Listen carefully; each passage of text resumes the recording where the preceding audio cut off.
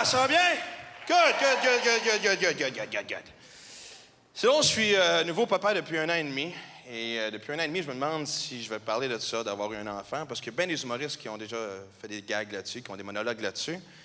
Sauf que des fois, c'est la vie qui t'écrit des gags. Je vais vous raconter comment on s'est rendu à l'hôpital pour l'accouchement. Okay? On a eu 2 fausses alertes en 24 heures. Okay? Ce qui est quand même très éprouvant pour une femme qui est 9 mois enceinte, ce qui est normal. Je comprends ce que vous vivez, là. C'est déjà un sacrifice, une grossesse, ça demande énormément de discipline. Rien qu'un homme ferait, ça, c'est sûr. Je veux dire, ce que vous faites, c'est extraordinaire. On en a un complexe, vous le savez. Bon. Hein? Ah oui, c'est ma petite têteuse, c'est souligné. Il tête le monde, hein, allez-y. Bon. Sauf qu'évidemment, je peux comprendre que vous êtes à bout. La deuxième fois qu'on est revenu de l'hôpital, je veux dire, ma blonde n'en pouvait plus. Là, je veux dire, c'est beau la vie, mais après 9 mois, Chris, commence la tienne. Là, je veux dire, Et là, on est couché dans le lit et ma blonde, elle pleure, elle est découragée, elle a hâte que ça finisse. Et là, moi, je ne sais plus quoi faire pour la réconforter. Là, je veux dire, tout ce que je fais, c'est que je la flatte. Puis j'ai dit, je t'aime, t'es belle, je t'aime, t'es belle, je t'aime, t'es belle. Je vois avec les classiques, OK? T'sais. Et ma blonde, qui est tellement délicate, me regarde carrément dans les yeux et elle fait, fais-moi l'amour. Et on dit qu'à l'hôpital, si on faisait l'amour, ça pouvait déclencher une contraction. Ah ouais, sors-moi ça de ça tout de suite. Ah ouais.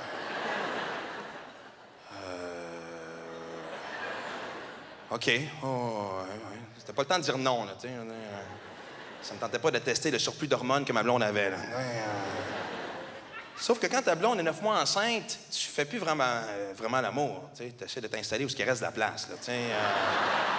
Non, c'est vrai, c'est normal, c'est plus confortable de faire l'amour quand, tu sais, après le 5e mois, il y a bien des positions qui ont pris le bord, là, on est d'accord, tu sais. La position du missionnaire après le 5e mois, ça n'existe plus, là. Tu commences à avoir une petite bedaine, tu sais. Fait que tu commences à être conscient de ça, tu ne vas pas écraser la bedaine. Tous les hommes vivent ça, hein, tu sais. Tu ne vas pas t'accrotter par-dessus la bedaine. Fait que qu'est-ce que tu fais? Tu te mets au bout des bras, tu sais. Puis tu essaies de garder le rythme en même temps.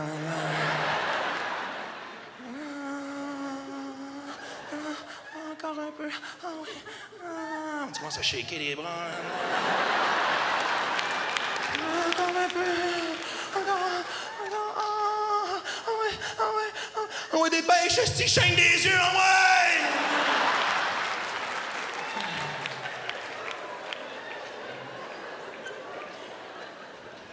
Et je sais pas comment ça se passe, mais une espèce de brouhaha, je me ramasse sur le dos avec ma blonde par-dessus moi, et là, c'est une image que j'oublierai jamais de toute ma vie. Okay?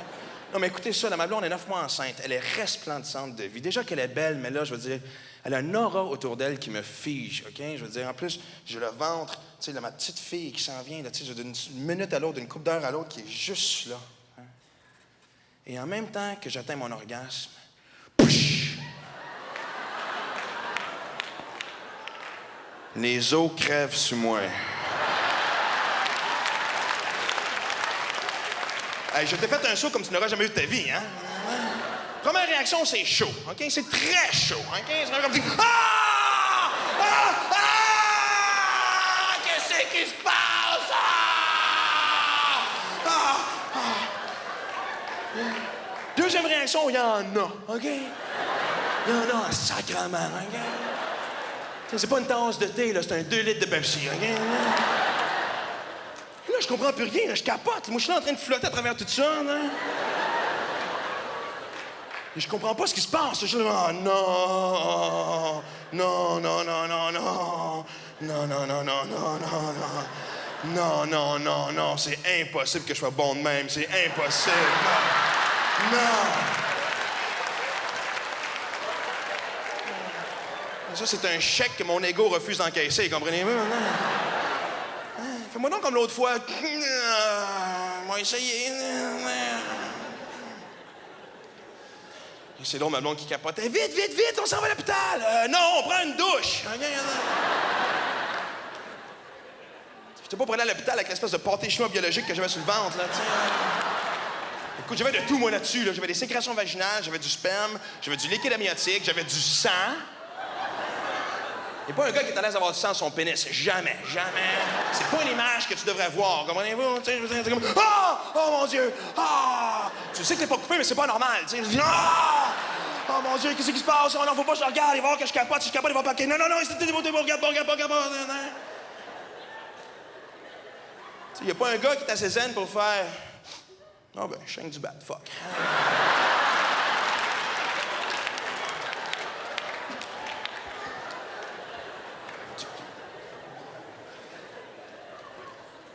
Et avant de continuer le numéro, j'aimerais ça vous présenter quelqu'un qui travaille ces temps-ci beaucoup avec moi. Richard Danjou, chanteur de Too Many Cooks, mesdames et messieurs. Richard Danjou.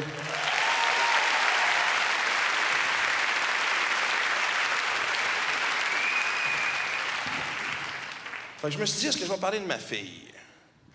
Mais j'ai comme pas le choix de parler de ma fille parce que, je veux dire, c'est quand même l'événement majeur de ma vie. C'est l'histoire de ma fille, c'est mon histoire préférée. Mais comment la raconter? J'avais envie de dédier quelque chose, mais quoi?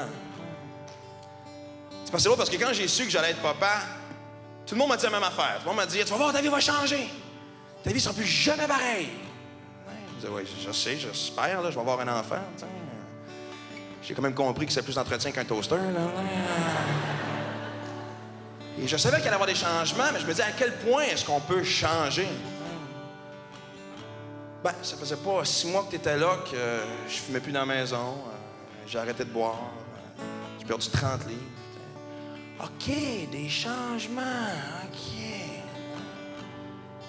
Et je sais pas à quel point est-ce que j'ai du mérite parce que me semble que ça s'est fait tout seul. Bon, les menaces de ta mère ont aidé, mais je veux dire... Tu sais, à un moment donné, c'est plus difficile de choisir entre prendre une brosse avec tes chums ou être en forme quand tu te réveilles. Wow, c'est drôle parce que c'est toi l'enfant, puis c'est moi qui apprends. C'est l'autre affaire qu'on m'a dit aussi, c'est « Va voir, ça passe vite. » Ouais, malheureusement, là-dessus, ils ont raison. Ça passe trop vite. Il me semble qu'il n'y a pas longtemps, tu étais toujours dans mes bras. Puis depuis que tu marches, puis des fois, je veux te prendre, puis tu me pousses. Tu as d'autres choses à faire. Tu es haute comme ça, puis tu as déjà un agenda. Je ne commencerai pas à penser tout de suite aux petits culs qui vont courir après. De toute façon, j'ai gardé ma carabine à plomb pour ça. Je ne penserai pas à la musique que tu vas écouter, ni à comment tu vas t'habiller. Si je suis chanceux, les ponchos vont venir en mode.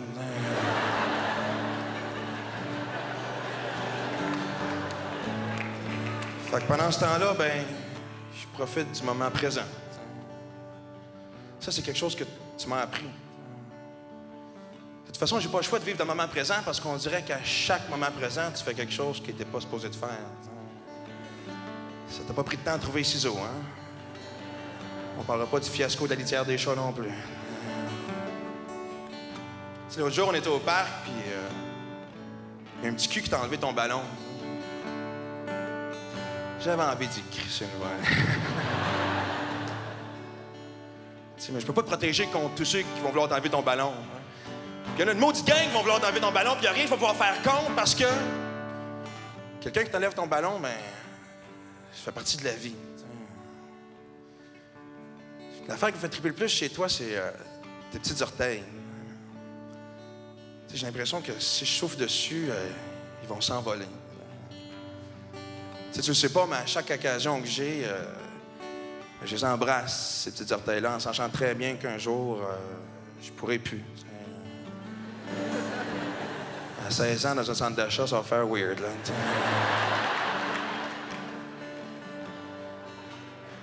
Puis ça va être dur pour moi aussi de te dire, fais pas ça! Parce que je n'ai fait bien des affaires. Ta mère aussi n'a fait bien des affaires, puis il y a bien des affaires que j'ai faites avec ta mère. C'est le plus que je vais pouvoir te dire, c'est fais pas ça tout de suite. En même temps, ça me rassure de savoir que quand tu vas me poser des questions, ben non seulement je vais avoir des réponses, mais aussi des histoires qui vont avec.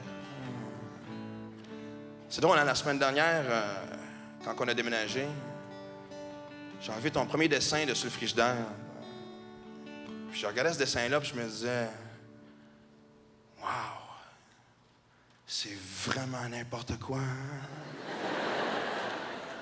Mais c'est le plus beau n'importe quoi que j'ai jamais vu.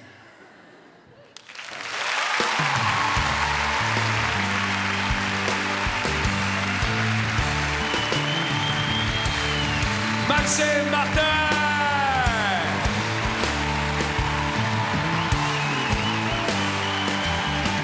Maxime Martin!